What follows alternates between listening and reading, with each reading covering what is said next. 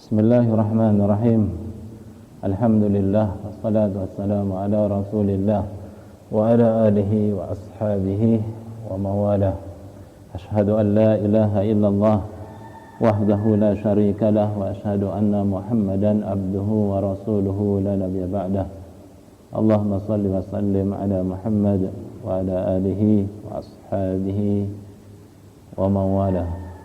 Ikhwati fillah, a'azzani Allah wa iyyakum.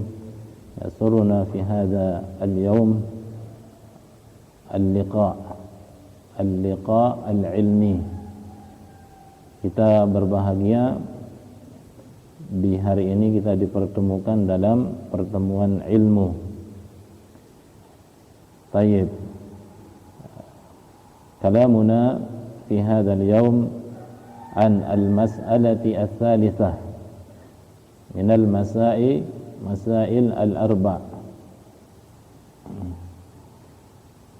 fi al-muqaddimah al-ula min hadhihi ar-risalah thalathati al-usul. Al-mas'alatu ats-tsalitsatu qala al-musannifu al-mas'alatu ats-tsalitsatu ad-da'watu ilaihi ay ila al-ilmi. Al-mas'alatu al-ula al-ilmu wa huwa ma'rifatullah wa ma'rifatu nabiyhi wa ma'rifatu dinil Islam bil adillah. Wa tsaniyatu al-amalu bihi ay bil ilmi. Ats-tsalitsatu ha hiya ad-da'watu ilaihi ay al-ilmi. Qala asy-syarihu, man yaqra ya ikhwan, tafadhal. Hadha nata'awwad bil qira'ah. Tafadhal, halaman 11. Tafadhal dari kanan aja ya Pak Hab, silahkan.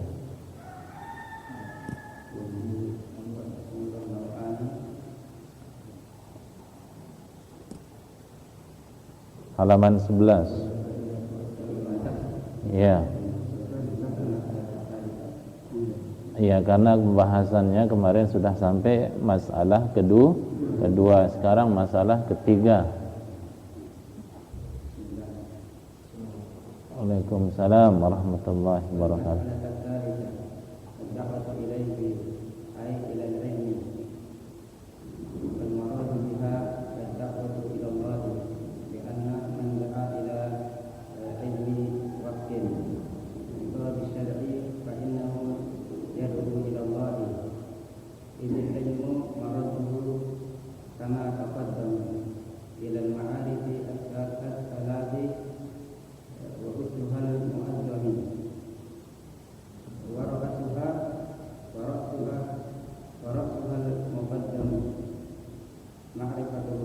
Hasbuk, jazakallahu khairan. Wal muradu biha ad-da'watu ilallah. Jadi yang diinginkan dengan dakwah ini, dakwah kepada Allah. Ujung-ujungnya kepada Allah ya ikhwan. Limadza? Lianna man da'a ilal ilmi wafqa khitab syar'i fa innahu yad'u ila Allah. Dikarenakan orang yang berdakwah kepada ilmu wafqa, sesuai dengan khitab asy-syar'i, bahasa agama. Wafqa itu sesuai khitab syar'i, fa innahu yad'u ila Allah, maka sesungguhnya dia sudah melakukan dakwah kepada Allah. Idzil ilmu maradduhu kama taqaddam, karena ilmu itu maradduhu, tempat kembalinya sebagaimana sudah lewat pembahasannya, ilal ma'arifi ats-tsalasi, kepada ma'rifah yang tiga. Ma'rifatullahi wa ma'rifatu an-nabiyyi wa ma'rifatu dinil Islam. Wa ussuha al-mu'azzam, yaitu asas al-mu'azzam yang paling agung dari yang tiga ini. Wa ra'suha al-muqaddamu, dan pokok atau kepala yang harus didahulukan apa dia? Ma'rifatullah, yaitu ma'rifatullah. Jadi kita berdakwah kepada ilmu itu yang paling pokok adalah supaya orang mengetahui Allah Subhanahu wa taala. Karena pengetahuan seseorang terhadap Allah Subhanahu wa taala itu mengandung pertama yang paling pokok itu kepada tauhid, kalimat syahadah itu la ilaha illallah, kemudian menafikan tauhid itu sendiri yang kita kenal dengan syirik. Itu intinya, dan ini adalah tugas pokok para nabi dan rasul dan orang-orang setelah beliau dalam tugas dakwah ini. Baik, dari kanan ke kiri ya. Naam, Pak Kus, silahkan. Man da'a ila Allah ila al-ilmi qabil syar'i fa innahu da'i ila Allah azza wa jalla faqad taqdirul jumlati fi qawlihi ad-da'watu ila Allah ad-da'watu ilayhi ay ila Allah subhanahu wa ta'ala wafqa al-bayani alladhi taqaddama dhikruhu. Tayyib, hasbuk, jazakallahu khairan. Faman da'a ilal ilmi, maka barang siapa yang berdakwah kepada ilmu ini wafqa khitab syar'i, sesuai dengan khitab asy-syar'i, fa innahu da'in ilallahi azza wa jalla, maka dia adalah da'i, penyeru kepada Allah azza wa jalla. Fa taqdirul jumlati fi qawlihi, maka takdir al-jumlah dalam perkataan musannif itu ad-da'watu ilaihi ay ilallahi subhanahu wa ta'ala, yaitu kepada Allah, yaitu berdakwah kepada Allah. Wafqal bayani alladhi taqaddama dzikruhu, sesuai dengan keterangan yang sudah berlalu penyebutannya, dzikruhu. Tayyib ya ikhwan, ada berapa poin yang ingin saya utarakan pada kesempatan ini berkenaan dengan masalah yang ketiga ini. Bisa antum dengarkan atau ada yang perlu dicatat, catat sedikit ya. Tayyib. Ad-da'watu ilallah, tadi disebutkan ussuha al-mu'azzam wa ra'suha al-muqaddam ma'rifatullah. Dakwah kepada Allah pokoknya yang agung dan ujung atau kepalanya yang harus didahulukan adalah mengenal Allah Subhanahu wa ta'ala. Yang namanya dakwah itu kegiatan kepada pokok ini, yaitu ma'rifatullah, dengan cara ta'limun nas, mengajarkan manusia, wa irsyaduhum, menunjuki mereka dan menasihati mereka kepada mengenal Allah Subhanahu wa ta'ala. Ini poin pertama. Wa da'watu ilaihi min ajallil amal. Jadi amalan yang paling mulia, di antara amalan yang paling mulia adalah berdakwah kepada Allah. Karena ini tariqatul rusul, ini jalannya para rasul.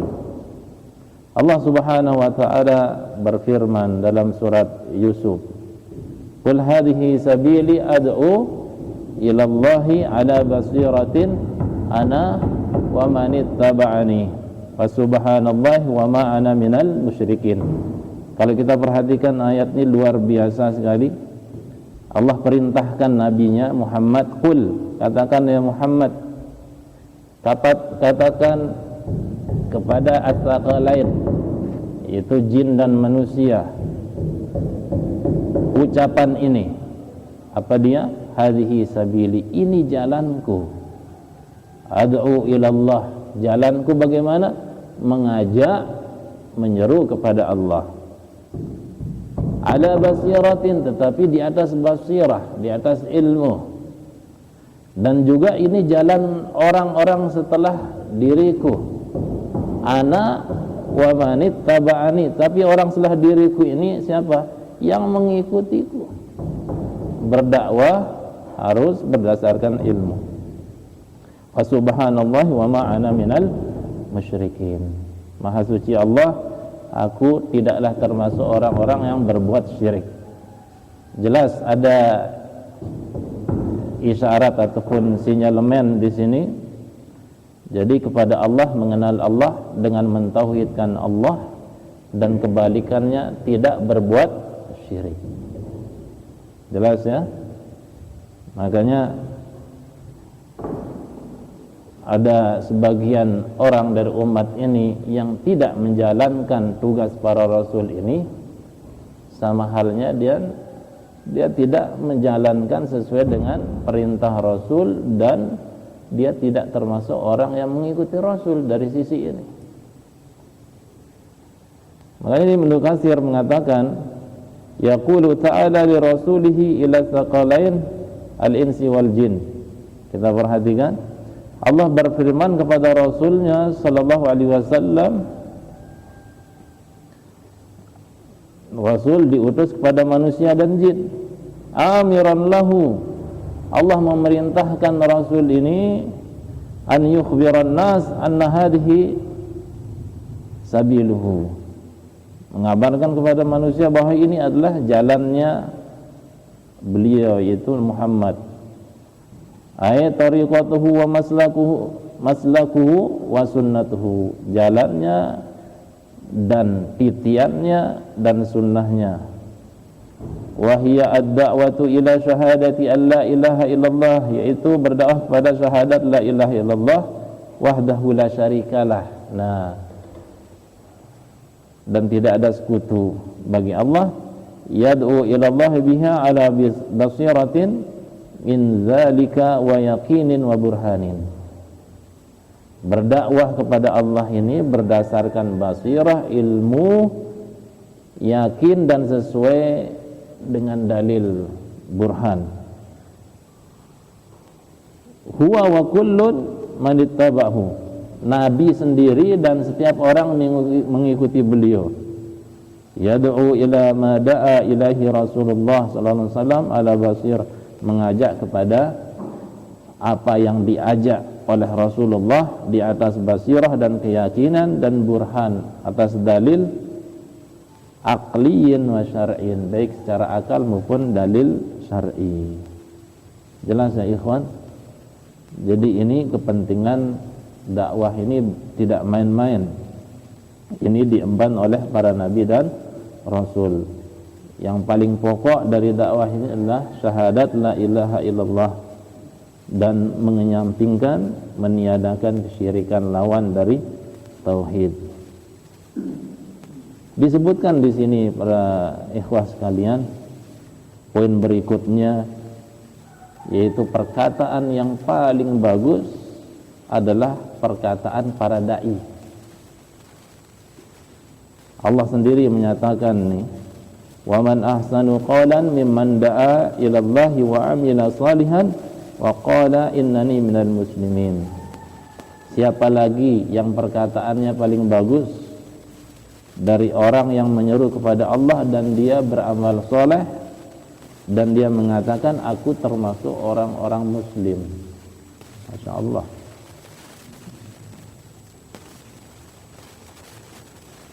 Seorang da'i itu dia adalah yang mengetahui ma'budnya, mengetahui nabinya, mengetahui agamanya. Jadi 3 unsur itu sudah dia kuasai, kemudian dia dakwahkan. Dan kemudian Allah memberikan dia taufik untuk berdakwah. Syekhul Islam Ibnu Taimiyah, ikhwas sekalian, beliau mengatakan, maqsudud da'wati an-nabawiyyah bal al-maqsudu bi khalqil khalqi wa inzalil kutubi wa irsalir rusul. Maksud dakwah Nabi ini dan maksud diciptakan makhluk, maksud diturunkannya kitab, maksud diutusnya para rasul. Apa kata beliau? An yakuna ad-dinu kulluhu lillah. Agama ini seluruhnya tertuju hanya kepada Allah. Wa huwa da'watul khalaiqi ila khaliqihim. Yaitu agama yang mendakwahkan, mengajak makhluk kepada Sang Khaliq. Ini kata siapa? Syekhul Islam Ibnu Taimiyah. Afwan, sabar sedikit. Poin berikutnya, a'la maratibud dakwah. Martabat dakwah yang paling tertinggi, bagaimana sudah diutarakan tadi, yaitu berdakwah kepada tauhid dan menafikan kesyirikan. Poin berikutnya, dakwah yang paling tinggi, dakwah kepada tauhid dan menafikan kesyirikan. Makanya tidak ada satu kaum diutus pada diri mereka seorang nabi kecuali nabi itu menyeru kepada tauhid dan menafikan kesyirikan. Tetapi diiringi dengan hikmah, karena sesuai dengan perintah Allah, ud'u ila sabili rabbika bil hikmati wal mau'izatil hasanah wajadilhum billati hiya ahsan. Carilah pada jalan Rabbmu dengan hikmah. Hikmah itu ya ikhwan, ada sisi berketetapan sesuai dengan kondisi tertentu. Itu namanya hikmah. Jadi apapun kondisinya, dan kondisi ini berbeda-beda satu dari yang lain, maka ditempatkanlah dakwah itu sesuai dengan kondisinya. Itulah hikmah. Jadi tidak setiap orang yang mendakwah tauhid ini dikatakan orang yang kaku. Maksudnya apa? Beda antara konten dengan cara. Kontennya tauhid, menafikan kesyirikan, dan caranya mungkin setiap orang memiliki cara masing-masing. Meskipun ada suaranya mungkin orang lembut, tapi konten isinya adalah tauhid, bisa saja orang menolaknya. Begitu. Jadi jadi masalah ada penolakan dakwah itu bukan nada suara, bukan sikap seorang dai yang memang dikenal istiqomah mendakwahi tauhid ini. Bukan itu sebenarnya masalah. Nabi saja yang sebelum diangkat nabi jadi nabi, bagaimana sikap masyarakat kepada dia? Sangat hormat, sangat memuliakan beliau. Tapi pada saat mendakwai tauhid, berbalik sikap masyarakat. Makanya di sini jangan salahkan orang yang mendakwai tauhid dari sisi cara beliau berbicara, karena itu malah tauhid yang menjadi sunatullah apabila disampaikan. Jadi pahami, makanya Allah menyuruh kita hikmah dan nasihat yang baik. Kalau ada negosiasi, dialog dengan yang lebih. Makanya Ini kelanjutan ayat ini. Allah bilang dalla ala sabil. Jadi Allah itu sudah tahu siapa yang tersesat, siapa mendapatkan petunjuk. Wa'alamu bil muhtadin, dan jadi Allah lebih mengetahui dari orang yang mendapatkan petunjuk. Jadi bukan masalah cara kita berdakwah ataupun bagaimana menada suara kita. Pertama ini sunnatullah, kedua Allah sudah mengetahui siapa yang sudah dapat petunjuk ataupun belum dapat. Jadi tugas kita yang menjalankan kewajiban ini itu berdakwah tentang masyarakat. Sikapnya berbeda-beda. Jadi tidak mesti seorang dai itu dianggap sukses dakwahnya kalau tidak ada yang menang. Ini harus proses besar.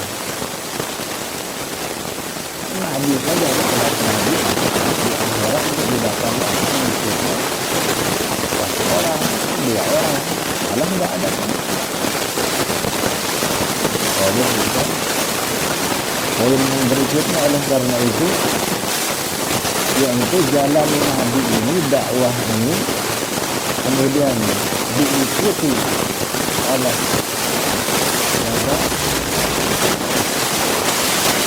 orang dai kepada tauhid sama bahwa dia sudah benar-benar mengikuti Rasul. Rasul apa tugasnya? Dakwah tauhid, melakukan kesyirikan. Kemudian ada yang tidak ikut dengan cara Nabi ini, apakah bisa dikatakan mengikuti hanya dakwah pada tauhid ini benar-benar kita mengikut Nabi dan Ibnu Taimiyah mengatakan warasatul rajuli wa khulafa'ul anbiya hum alladziina qamu bid-din ilman wa 'amalan wa da'watan ila Allah wa rasul. Maka pewaris para rasul terdahulu dan penerus para nabi, khulafa para nabi, siapa mereka? Humul ladzina qamu bid-din, mereka yang melakukan, mengamalkan agama ini, ilmu baik secara ilmunya, amalannya, dan tiga, yaitu berdakwah kepada Allah dan Rasul. Apa kata beliau? Fahaulai atba'ur rasul, mereka lah mengikut para rasul yang sesungguhnya. Wahum bimanzilati ta'ifah at-tayyibah minal ardi allati zakat faqabilat al-ma'. Mereka kelompok yang tayyibah, yang bagus, yang unggul. Sebagaimana tanah yang menyerap air dan menumbuhkan tanaman yang subur. Jadi dia bisa menerima ilmu, dan dari ilmunya ini tumbuh subur tanaman-tanaman. Karena tanah itu ada tiga. Ini yang pertama, ini yang paling sempurna. Menyimpan air dan menumbuhkan tumbuhan. Tanah kedua menyimpan air tapi tidak bisa menumbuhkan tanaman. Ilmu dia terima, tapi dia tidak bisa bermanfaat buat orang lain, cuma untuk dirinya. Bahkan ini dapat membahayakan dirinya. Bagaimana kata orang yang orang yang berilmu tapi tidak bermanfaat untuk orang lain, malah berilmunya dia melakukan sesuatu ini bermanfaat dirinya. Nah, yang ketiga, tanah yang jenis ketiga, tanah tidak menyimpan air, tidak bisa menumbuhkan. Tanah yang tidak menyimpan air, kalau kena air dia akan bergerak, apalagi menumbuhkan tanaman, menyebabkan kerusakan di lingkungan sekitar, sehingga longsor terjadi atau tidak.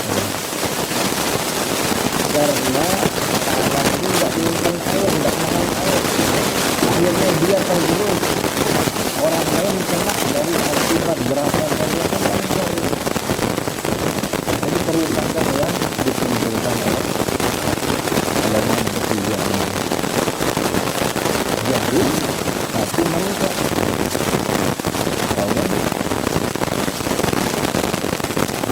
Poin berikutnya, balasan orang yang berdakwah kepada Allah Subhanahu wa taala. Nabi berfirman, "Man da'a ila hudan kana lahu minal ajri mithlu ujuri man tabi'ahu la yanqusu dzalika min ujurihi." Jadi orang yang berdakwah kepada petunjuk, dia mendapatkan ganjaran sebagaimana ganjaran orang yang setia. Itu tidak mengurangi sedikit pun ganjaran dia dari sebab orang yang mengikuti dia. Jadi kita kasih tinggal pilih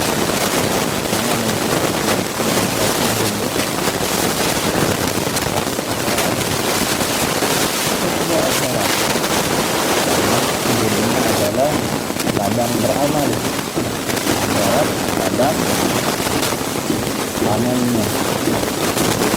ومن دعا إلى ضلالة كان عليه من الإثم وآثام من تبعه لا ينقص ذلك من آثامهم شيئا. Sebaliknya orang yang mengajak pada kesesatan, maka dia mendapatkan dosa dari ajakannya terhadap kesesatan ini, tidak mengurangi dosa orang yang mengikuti dia dalam kesesatan ini. Jadi dosanya terus mengalir kalau ada orang itu kesesatan. Makanya orang yang berdakwah untuk memberikan manusia petunjuk itu kepada kita sekalian, itu tidak ternilai kalau diukur dengan dunia seluruhnya. Kita semua. Nabi mengatakan di an yahdiyallahu bika rajulan wahid khairun laka min an yakuna laka humrun li'am. Perkataan Nabi kepada Ali bin Abi Thalib, engkau beri petunjuk satu orang saja itu lebih baik daripada engkau memiliki harta yang paling bernilai, yang misalkan di sinilah onta merah. Karena pada saat itu harta yang paling mahal itu adalah onta merah. Satu orang saja. Nah, ini yang penting sebagai penyemangat untuk kita lihat. Manusia itu berhajat, manusia butuh kepada dakwah. Mungkin ini sebagai penyemangat untuk kita. Syekhul Islam Ibnu Taimiyah beliau mengatakan, "Fal ulama'u warasatul anbiya." Ulama adalah pewaris para nabi. Alaihim bayanu ma ja'a bihi rasul wa raddu ma yukhalifuhu. Tugas mereka menjelaskan apa yang datang dari Rasul dan membantah yang menyelisihi ajaran Rasul itu sendiri.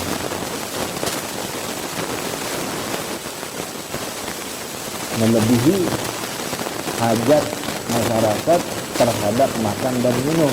Makanya Syekhul Islam juga melanjutkan, "Fan-nufusu ahwaju ila ma'rifati ma ja'a bihi sallallahu alaihi wasallam wattibaihi minha ila ta'ami wa syarab." Jadi jiwa manusia itu ya ikhwan lebih membutuhkan kepada ajaran yang dibawa oleh Nabi sallallahu alaihi wasallam, lebih membutuhkan mengikuti beliau daripada kebutuhan mereka terhadap makan minum.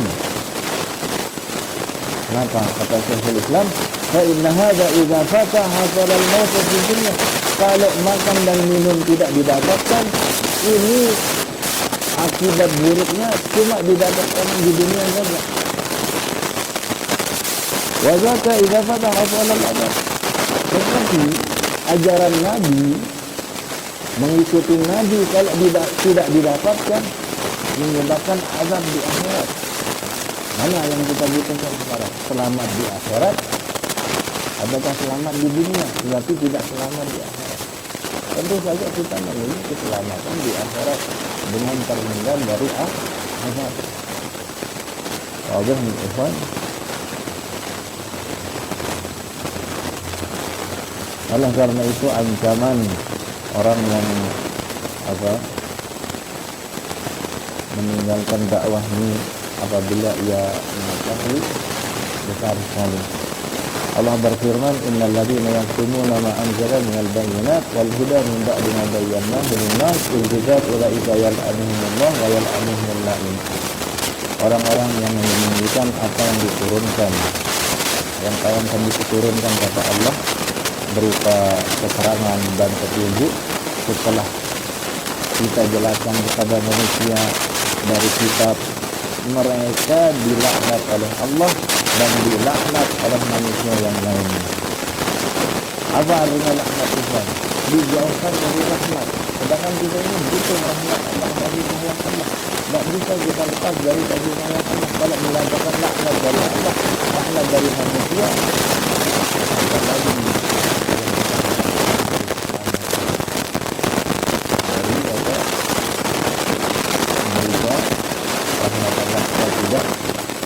Terjebak dalam kebinasaan. Dengan manusia ilah anil ilmi fatatamuhu ulmiha yawmal qiyamati uljama. Barang siapa ditanya tentang sebuah ilmu kemudian dia sembunyikan, maka dia nanti di hari kiamat. Nah, pertanyaannya, apakah setiap orang bisa dakwah? Tergantung jawabannya, kondisi masing-masing. Dalam artian tergantung tanggung jawab masing-masing. Kalau kita sebagai kepala rumah tangga, wajib hukumnya kita berdakwah, beramar ma'ruf nahi munkar kepada siapa? Di bawah tanggungan kita. Anak, istri kita, paman kita, ibu kita, bapak kita, saudara-saudara kita, orang-orang terdekat kita. Makanya disinilah fungsi ayat apa? Balighu anni walau sampaikan dariku meskipun cuma satu. Tapi kalau sudah skipnya meluas, maka itu tidak seorang dai yang benar-benar memiliki kompetensi di sini. Jadi apa? Kapasitas. Dan dia adalah orang yang berilmu, yang sudah belajar ilmu secara baik dan benar. Jadi bisa dibedakan ya. Yang berdakwah dan berilmu. Lihat kita melakukan kemungkaran, apakah kita diam saja? Tidak. Jadi sesuai dengan kapasitas masing-masing, juga tanggung jawab masing-masing. Kemudian ada melakukan saya malu untuk berkata dikarenakan sendiri banyak aib dan dosa, banyak apalagi kekurangan.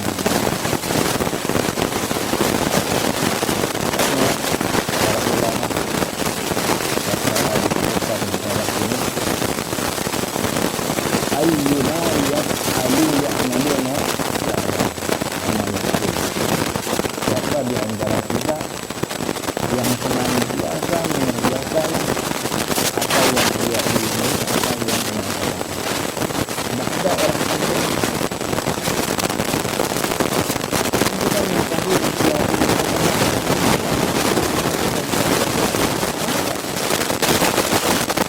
karena dakwah itu sangat masalah.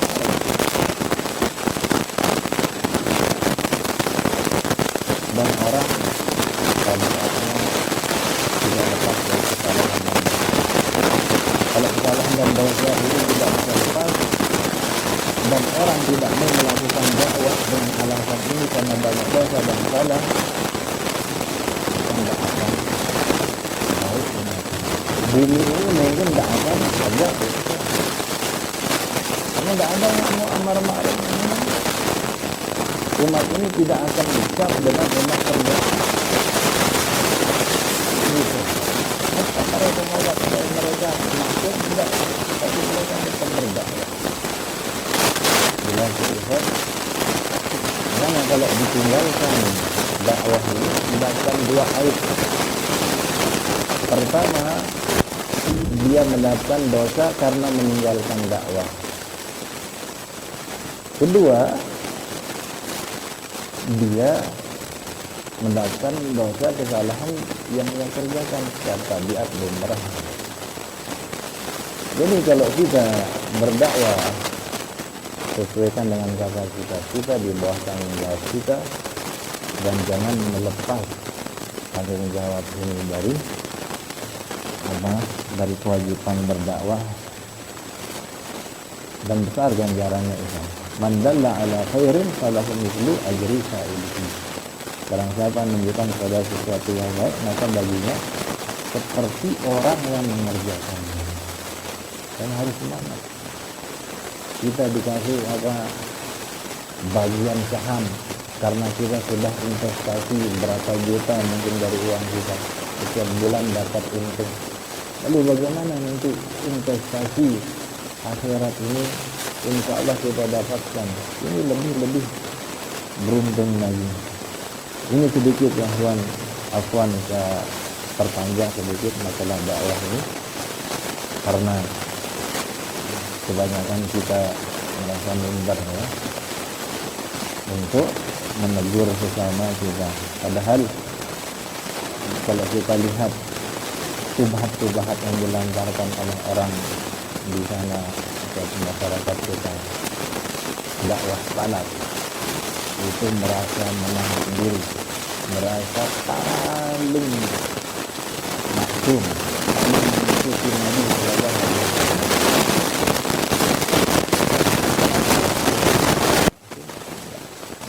Pernahkah kita merasa diri kita paling benar? Sebenarnya enggak, cuma mereka anggap gitu.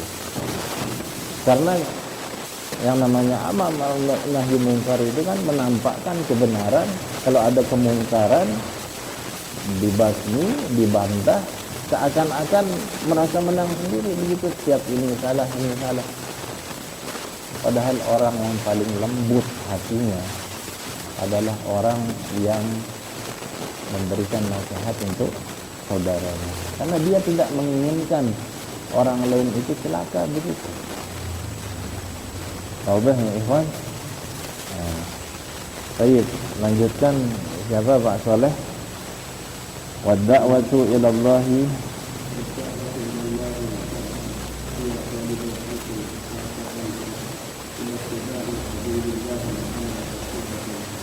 ahsan ya Allah. الصبر على الأداء فيه أي في العلم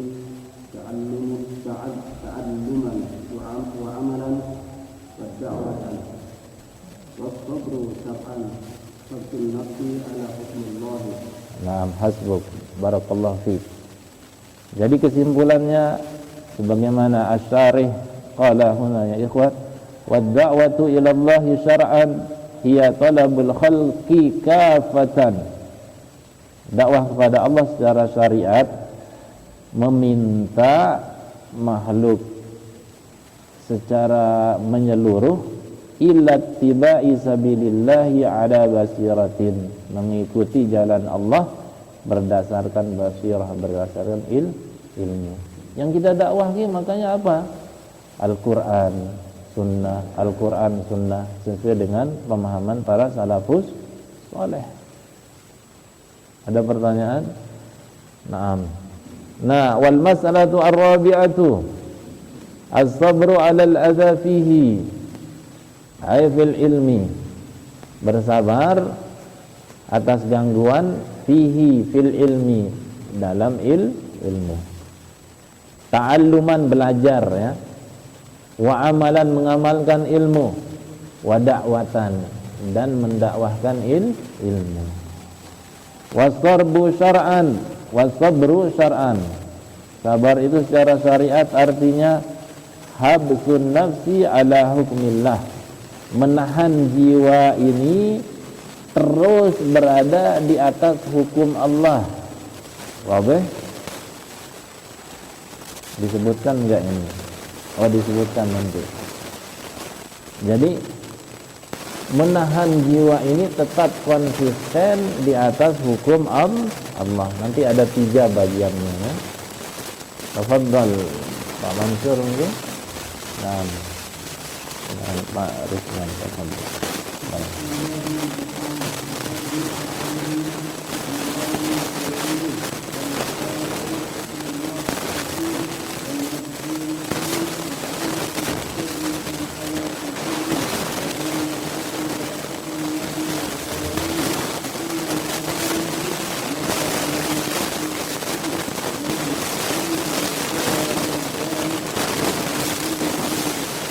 aziyati.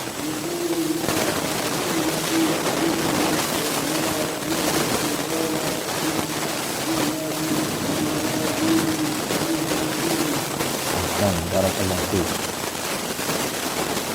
Tadi disebutkan habsun nafsi ala hukmillah, menahan jiwa terus berada di atas hukum Allah. Pertanyaannya, apa hukum Allah? Dijawab oleh beliau, hukmullahi naw'an. Hukum Allah ada dua jenis. Ahaduhuma hukmullahi al-qadariyyu, hukum Allah yang sifatnya qadari. Apa artinya qadari? Yang sudah ditakdirkan. Yang sudah ditakdirkan berarti mencakup yang tidak disukai oleh Allah ataupun yang disukai oleh Allah, dan ini mesti terjadi. Paham ya?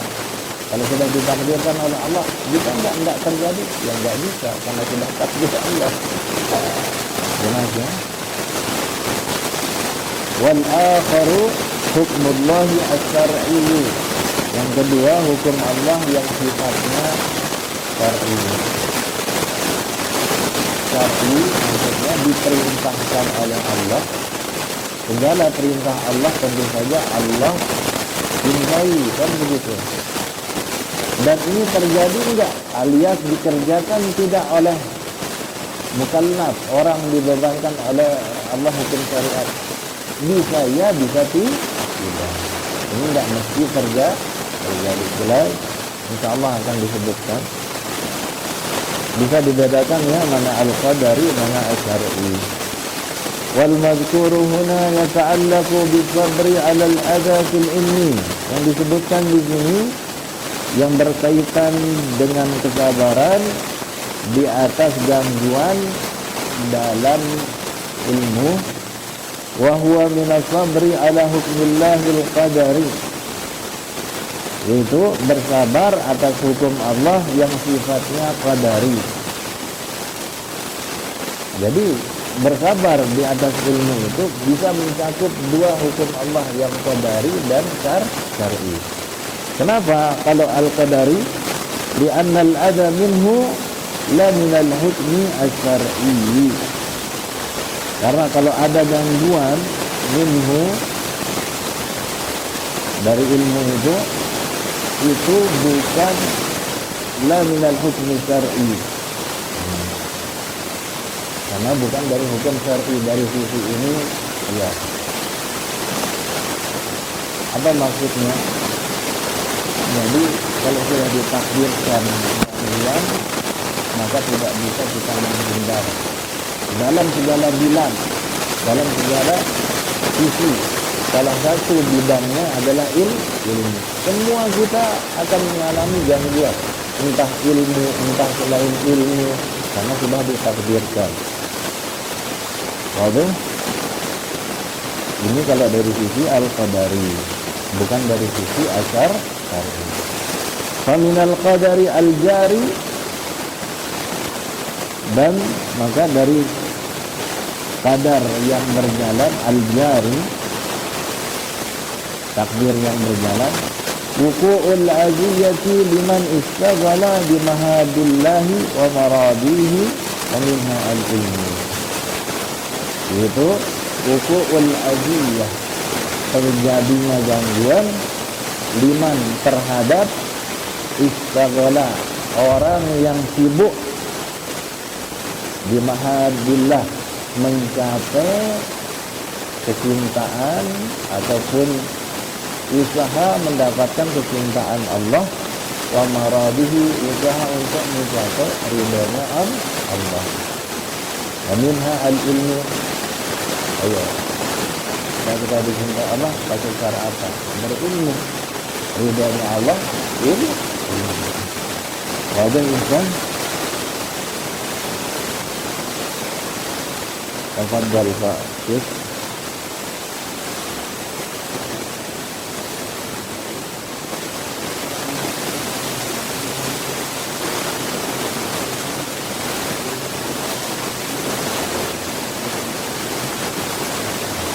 Sebelumnya lakin dan sabra.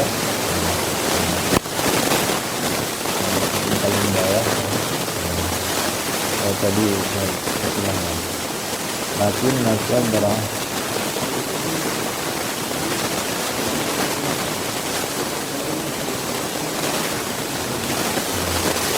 tadi ya ikhwan disebutkan kalau ada gangguan dalam ilmu ini dianggap sebagai hukum Allah secara qadari, sudah takdirnya begitu.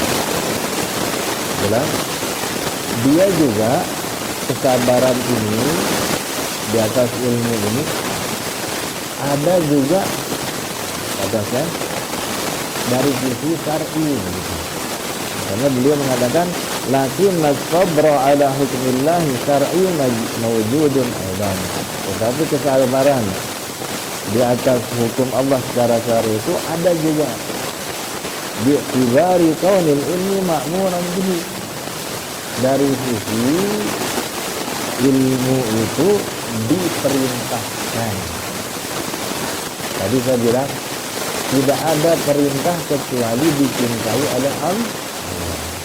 Allah memerintahkan ilmu karena ilmu dicintai, makanya diperintahkan oleh Allah. Kalau ada orang mendapatkan gangguan dan dia sadar, berarti ini takdir syar'i al-qadar. Silahkan Pak Gus lagi, as-sabru.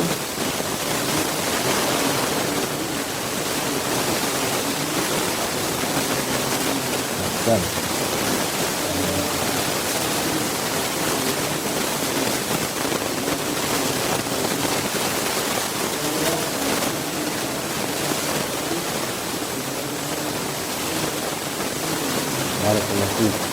makanya kata Syekh di sini, fasabru fi qaulil musannifi, kesabaran dari ucapan musannif Muhammad, as-sabru 'ala al-adha fihi, bersabar di jalan ilmu, yatanawalun naw'aini ma'an, mencakup dua jenis sekaligus, ma'an. Fahuwa minas sabri ala hukmillahil qadari, itu sabar atas hukum Allah yang sifatnya qadari. Bi'ibari kaunil adha minhu, dari sisi apa? Gangguan itu adalah termasuk takdir Allah yang tidak bisa dihindari, begitu. Wabah? Yang kedua, wa huwa minas sabri ala hukmillahi syar'i, sabar di atas hukum Allah secara syariat. Memandangnya gimana? Bi'tibari annal ilma ma'murun bihi, dari sisi bahwasanya ilmu itu diperintahkan. Namanya perintah yang datang dari Allah, tentu saja Allah mencintainya. Makanya ini secara syariat kalau kita sabar di atas ilmu. Naam, siapa? Muhammad mungkin. Sila.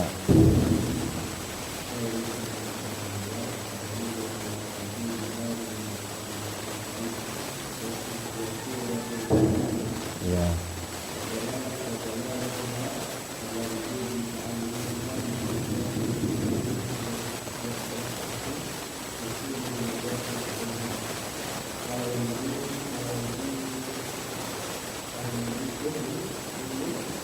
Fala yanju boleh. Fala yanju al-abdu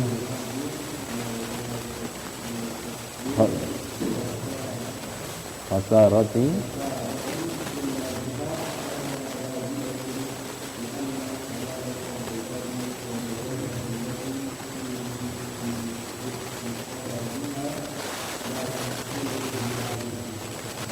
ya. Baik, ahsan, barakallahu fiik. Ikhwan, tadi berkenaan dengan sabar. Jadi kesimpulannya, sabar itu ada 3 cakupannya.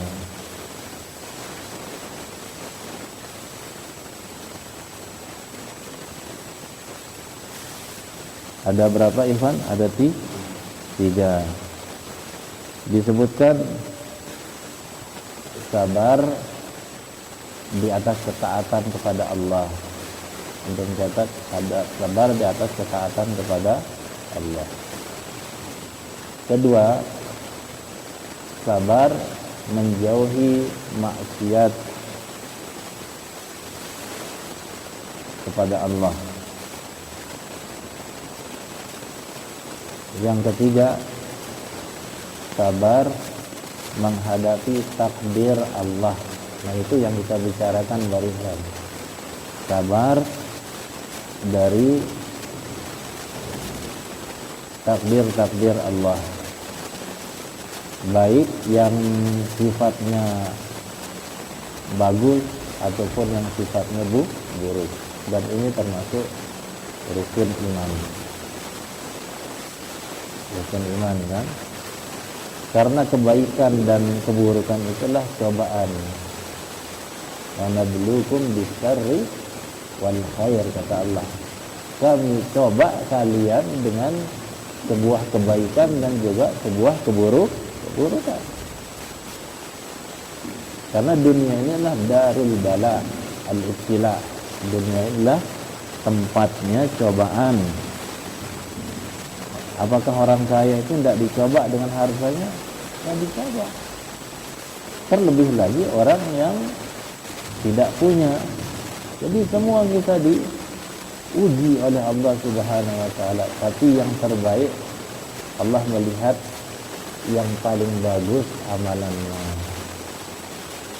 Alladzi khalaqal mauta wal hayata liyabluwakum ayyukum ahsanu amala. Hatta kematian itu ada ciptaan Allah, makhluk Allah. Jelas agar Allah menguji kalian siapa di antara kalian yang paling bagus amalannya. Kemudian sabar itu adalah separuh agama. Separuhnya lagi adalah syukur. Jelas? Sabar itu adalah separuhnya agama. Separuhnya lagi adalah syukur.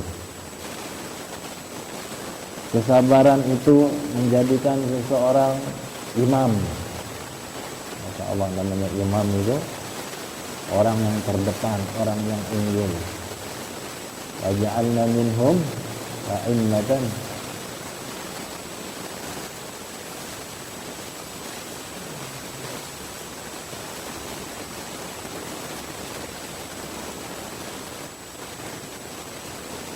Lamma sabaru wa kanu bi ayatina yuqinun.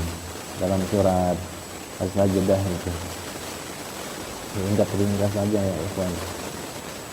Jelas ya. Tentu saja para nabi dan rasul mereka adalah orang yang paling sabar ketika menghadapi ujian. Dan mereka didustakan, tapi mereka sikapi dengan sabar. Makanya kita sebagai umat harus mengikuti mereka. Ada pertanyaan mengenai sabar? Insya Allah sabar akan dibahas nanti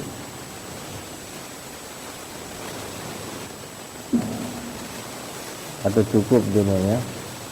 Baik, kita lanjutkan aja berkenaan dengan sudah jam berapa nih Pak Mansur?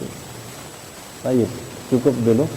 Insya Allah pada pertemuan depan kita bahas dalil dari 4 masalah ini, yaitu surat Al-Asr. Insya Allah ta'ala kita istirahat sejenak sebelum kita melanjutkan pelajaran yang kedua, itu masalah fikih. Subhanakallahumma bihamdik asyhadu an la ilaha illa anta astaghfiruka wa atubu ilaika. Assalamualaikum warahmatullahi wabarakatuh.